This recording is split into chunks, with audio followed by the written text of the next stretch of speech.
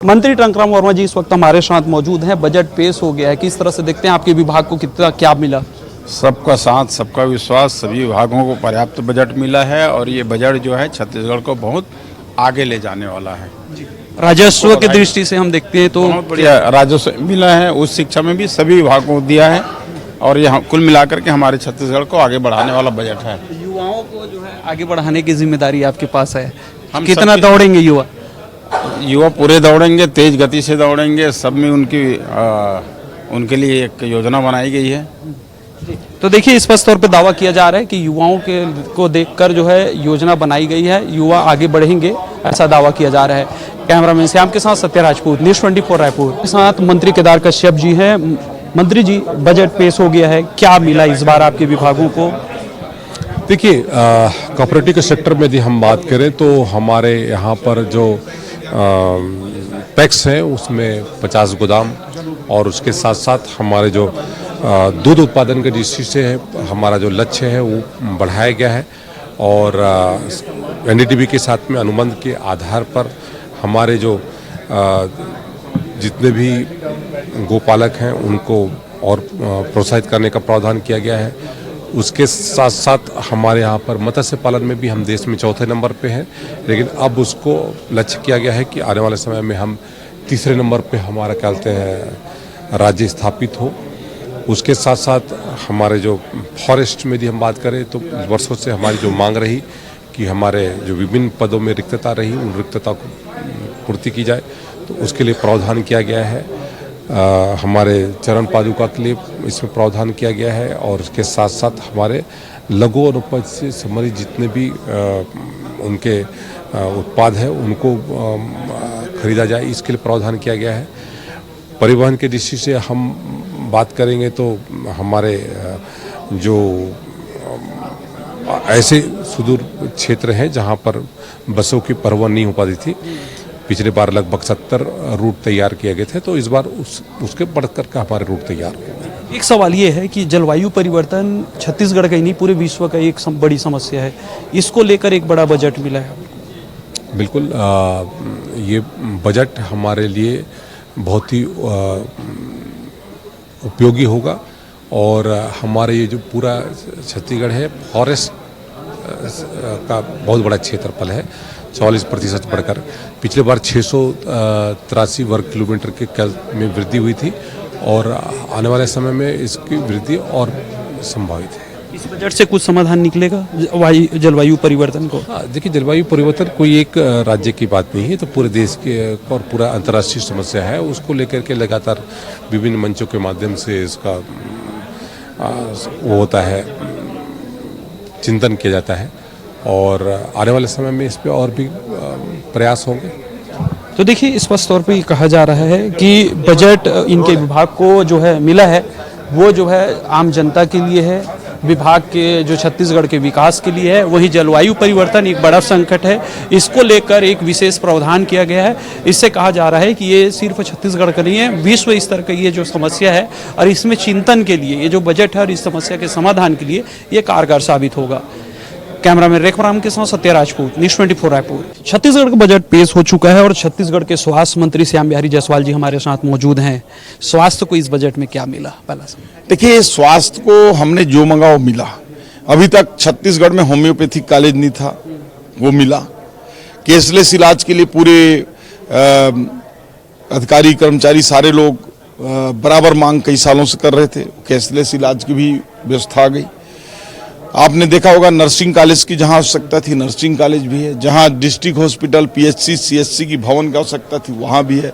हमारे medical college को चालू करने के लिए उपकरण और अन्य राशि की आवश्यकता थी वो भी है।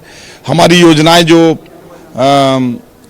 आयुष्मान योजना है और एनएचएम की कई योजना है, उनके लिए पर्याप्त प्रावधान इसमें किया गया है और बाकी डिटेल जब हमारा हेल्थ विभाग का चर्चा होगा उस दिन और पूरे विस्तार से। कितना परसेंट बढ़ा है बजट इस बार पिछले साल अगर ये तुलना करें? अपन पूरा मिलान तो नहीं किए हैं, परंतु पिछले बार से जो बजट है वो पिछले जो बजट था उससे ज्यादा बजट। एक सवाल ये उठता था कि लगातार मेडिकल कॉलेज खुल रहे हैं, नर्सिंग कॉलेज खुल रहे हैं, स्टाफ नहीं आ रहे हैं, तो इसके लिए क्या कुछ इस बार है? हमारी भर्ती प्रक्रिया चालू है। आपने देखा होगा कि लगभग हमारे 500 के आसपास नर्सों की भर्ती प्रक्रिया हो चुकी है और 132 प्रोफेसर्स का पीएससी में साक्षात्कार की स्थिति में तो जल्दी पोस्टिंग हो जाएगी। बड़े मेडिकल कॉलेज हैं, उनके उन्नयन के लिए कुछ नया प्रावधान हुए हैं? जैसे रायपुर की बात करें, बिलासपुर की हाँ, बात उसमें आपने देखा होगा मेकाहारा और सभी मेडिकल कॉलेज के लिए पर्याप्त राशि का प्रावधान किया गया है और सबको सुचारू रूप से करेंगे। एक अंतिम सवाल आपसे ले लेते हैं। पूर्व मुख्यमंत्री भूपेश बघेल और नेता प्रतिपक्ष ने कहा ये दुर्गति का बजट है, विनाश का है, भ्रष्टाचार का है। कांग्रेस की खुद दुर्गति हो रखी है, इसलिए उनको हर जगह दुर्गति दिखता है। ये दुर्गति का बजट नहीं है, संकल्प का बजट है, गति का बजट है, विकास का बजट है और ये प्रदेश के हित का बजट है। तो देखिए, स्पष्ट तौर पे जो है स्वास्थ्य मंत्री का कहना है कि जो हमने मांगा वो सब कुछ हमको मिला। इस बार जो है पिछले साल के तुलना में बजट में भी बढ़ोतरी हुई है और साथ में ये भी दावा किया जा रहा है कि जो सवाल उठते रहे हैं कि लगातार जो है मेडिकल कॉलेज, नर्सिंग कॉलेज, तमाम जो है पढ़ाई के संस्थान तो खुल रहे हैं लेकिन उसमें स्टाफ नहीं है, तो उसकी कमी को भी जल्द दूर करने की जो है दावा किया जा रहा है। और साथ में जो बजट में प्रावधान किए गए हैं और उसके लेकर जो उठ रहे सवाल है उसको लेकर भी स्पष्ट तौर पर कहा है कि कांग्रेस ने जो सवाल उठाया है उनकी ही दुर्गति हो रही है।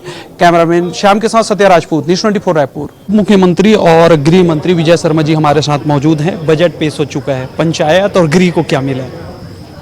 गृह विभाग की दृष्टि से मैं स्पष्ट रूप से ये बात देखता हूं कि जो मुख्य फोकस करके हम लोग काम कर रहे हैं बस्तर से सशस्त्र नक्सलिज्म समाप्त करने के लिए 31 मार्च 2026 तक जब ये सशस्त्र नक्सलिज्म बस्तर से समाप्त होगा, उसके बावजूद बस्तर में सुरक्षा और विकास के पर्याप्त प्रावधान किए गए हैं। वहाँ पर बस्तर फाइटर्स की अनुमति भी हमको मिली है।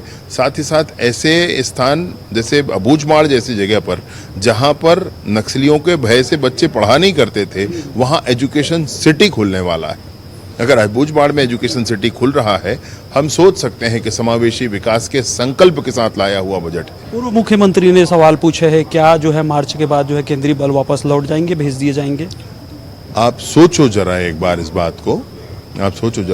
बात को कि एहतियातन कोई काम किया जाता है कि नहीं किया जाता है। मेरी बात समझ रहे?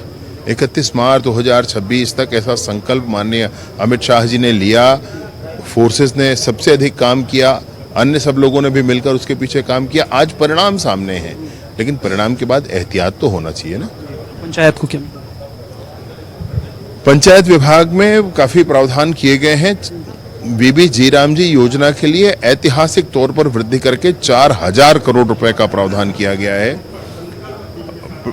प्रधानमंत्री आवास एक बड़ा अभियान है इस सरकार का और उसमें भी 4000 करोड़ रुपए का प्रावधान किया गया है। मुख्यमंत्री ग्राम सड़क योजना के लिए 475 करोड़ का प्रावधान है। इसमें प्रधानमंत्री ग्राम सड़क योजना के लिए 1700 करोड़ का प्रावधान है। ऐसे अनेक प्रावधान किए गए। सवाल ये भी उठाए जा रहे हैं 1.5 लाख में घर नहीं बनता, जो बना रहे हैं वो जो है कर्ज में डूब जा रहे हैं। योग है भाई, आपको भी लगाना है अपना, आपको भी मेहनत करनी है उस पर। मेरी बात समझ रहे हो आप? ये करना नहीं चाहिए क्या? मेरी बात समझ रहे भाई? 1.5 लाख में मैंने घर नहीं बनता वाला ऐसा नहीं, कोई नहीं कहता है। ये सिर्फ कांग्रेस के लोग कह रहे हैं, ऐसा कोई नहीं कहता है। उनको पता है कि 50,000 मुझे भी लगाना है भाई, मुझे भी अपने हाथ से काम करना है इसमें और इस घर को बनाना है। ऐसा होता है उसका मतलब। तो देखिए, स्पष्ट तौर पे कहा जा रहा है कि जो नक्सल 31 मार्च का जो है डेट दिया गया है मार्च का, उसमें जो है अब सवाल उठाए जा रहे थे कि क्या अब जो है जो केंद्रीय बल है वो वापस लौट जाएंगे, तो उसको लेकर स्पष्ट तौर पे कहा गया है कि जो है एहतियातन के तौर पर अभी रखा जाएगा। कैमरामैन श्याम के साथ सत्या राजपूत, न्यूज़ 24 रायपुर। के युवा मंत्री गुरु खुशमन जी इस वक्त हमारे साथ मौजूद है और इनके पास युवाओं के भविष्य संवारने की जिम्मेदारी है। क्या मिला आप लोगों को बजट में, आपके विभाग में? बहुत कुछ मिला है। मैं अपने युवा भाइयों को कहना चाहूँगा कि आपकी जो सपना है, आपकी जो सोच है, आपकी जो संकल्प है, वो सब कुछ इस बजट में समाहित है। आपको इस बजट को अच्छे से समझना है, जानना है और इसका हर एक योजना का लाभ आप सबको लेना है। और हमारा भी कर्तव्य यही है कि हम हर एक योजना की लाभ आप तक पहुंचा सकें। तो निश्चित ही आज जिस प्रकार से तकनीक आगे बढ़ रहा है, तो निश्चित ही तकनीकी का ज्ञान भी हम आपको ज़्यादा से ज़्यादा दे सकें इस विभाग के माध्यम से। इसका प्रयास ये रहेगा, क्योंकि हम जानते हैं IIT जिस प्रकार से कॉलेज होता है, उसके तर्ज पे हम CGIT खोल रहे हैं। पहले 4 हमने खोला था, 3 अभी और खोल रहे हैं, जिससे आप अच्छे से इंजीनियरिंग के क्षेत्र में आगे बढ़ पाएंगे। और निश्चित ही इंफ्रास्ट्रक्चर की ज़रूरत होती है, तो इंफ्रास्ट्रक्चर के लिए भी इसमें पैसे हैं। लैब आप चाहते हैं कि प्रैक्टिकल नॉलेज आपको ज़्यादा मिले, तो प्रैक्टिकल नॉलेज के लिए लैब को हाईली टेक्नोलॉजी से लेस किए जा रहे हैं। CS वीडियो यूनिवर्सिटी हमारी है, वहाँ पर स्टार्टअप के लिए और वहाँ पे और भी जो कोर्सेज है उसको स्टार्ट करने के लिए NEP जो राष्ट्रीय शिक्षा नीति उसको अच्छे से लागू करने, सभी चीज़ों के लिए पैसे का प्रावधान इस बजट में किया है। आप एक सवाल मैं आपसे यही जानना चाहता हूँ, छत्तीसगढ़ 25 साल का है और युवा आपके मतदाता में हम जाते हैं तो 50% से ज़्यादा है, लेकिन बजट तकनीकी शिक्षा का बहुत छोटा होता है। कैसे संभालेंगे प्रदेश के आधी आबादी को? सीधा सीधा देखिए, तकनीकी क्षेत्र एक अलग हो गया, फिर युवाओं का ही विभाग है हमारा जो उच्च शिक्षा विभाग है, तो उच्च शिक्षा विभाग के लिए भी महाविद्यालयों के नए महाविद्यालय के लिए बजट के प्रावधान है, और जो पुराने महाविद्यालय उनके बिल्डिंग को भी सुदृढ़ करने के लिए, उनके शिक्षकों को और बनाने के लिए उसके लिए भी प्रावधान है। साथ ही साथ आपको जो हमारा नालंदा परिसर है, जो हमारे बच्चे वहाँ पर कॉम्पिटिटिव एग्ज़ाम की तैयारी करते हैं या और बहुत सारी चीज़ों की तैयारी करते हैं, तो वहाँ पर कैरियर मार्गदर्शन भी हम चलाने वाले हैं। वहीं पर कैरियर मार्गदर्शन होगा ताकि वो भविष्य के लिए वो तैयार हो सके, उनके लिए मार्गदर्शन, तो वो भी इस बजट में प्रावधान है। तो आप सिर्फ तकनीकी एक विभाग को नहीं, आप पूरे जितने भी विभाग में युवा जो उससे जुड़े हुए हैं, जिससे उनका भविष्य सुरक्षित होता है, उस सभी में थोड़े थोड़े हर तरीके से बजट है।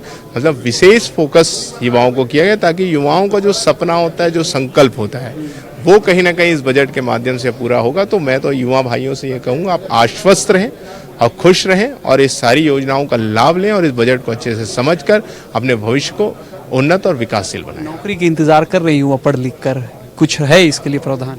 देखिए, हमारी सरकार का तो पहला सोच तो ये है कि हम अपने बच्चों को इतने हुनरमंद बनाएं कि वो जो नौकरी मांगने वाली नहीं, नौकरी देने वाले बने।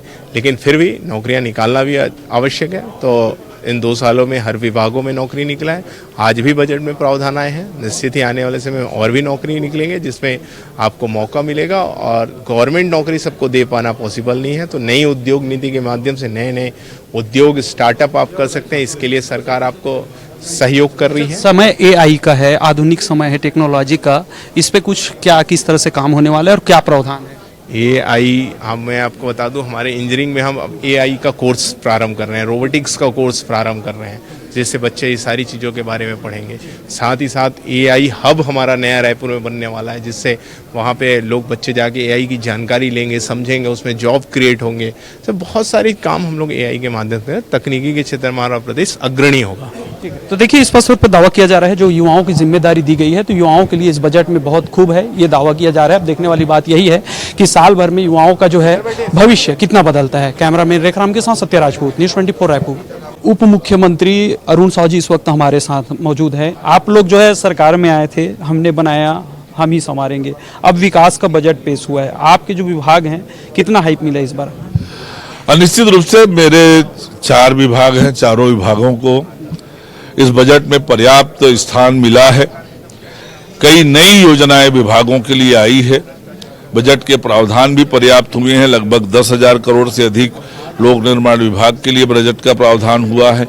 2 नई योजना हम इस बजट में लेकर आए हैं। मुख्यमंत्री द्रुतगामी सड़क योजना लेकर आए हैं। 36 ऐसे मार्गों का चिन्हांकन हुआ है जिन्हें हाई स्पीड रोड के रूप में डेवलप करेंगे। सिंगल रोड को डबल करेंगे, जहां पर पुलिया सक्रिय होगी पुलिया को ठीक करेंगे ताकि हाई स्पीड वो रोड बने।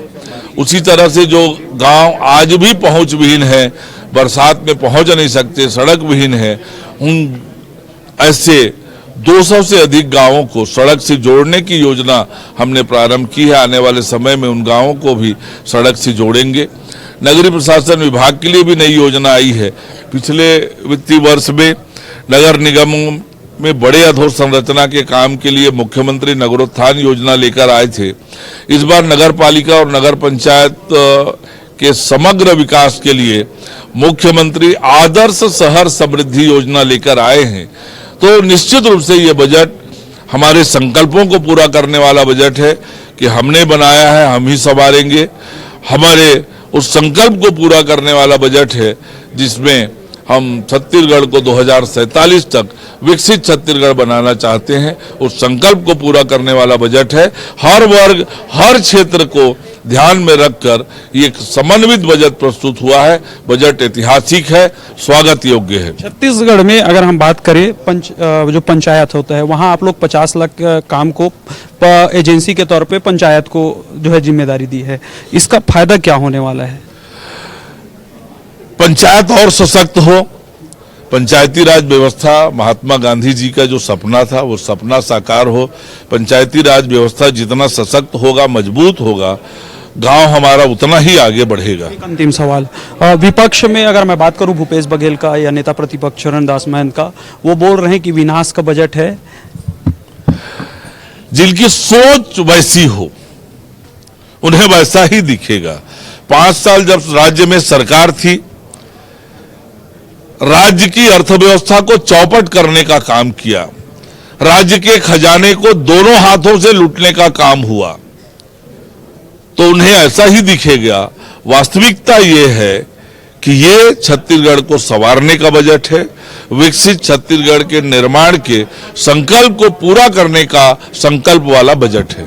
तो देखिए, स्पष्ट तौर पे ये दावा किया जा रहा है कि जो बजट दिया गया है, जो मैं बात करूं अपना पीडब्ल्यूडी विभाग का, नगरीय निकाय का या खेल विभाग का, तो ये सभी जो बजट दिया गया है, इसमें जो है कहा जा रहा है कि जो है राज्य को एक विकास का रास्ता मिलेगा। राज्य को जैसे हमने सोचा था, हमने बनाया, हम ही संवारेंगे, उसके थीम पर जो बजट है वो छत्तीसगढ़ के लोगों को नया विकास का पंख देगा।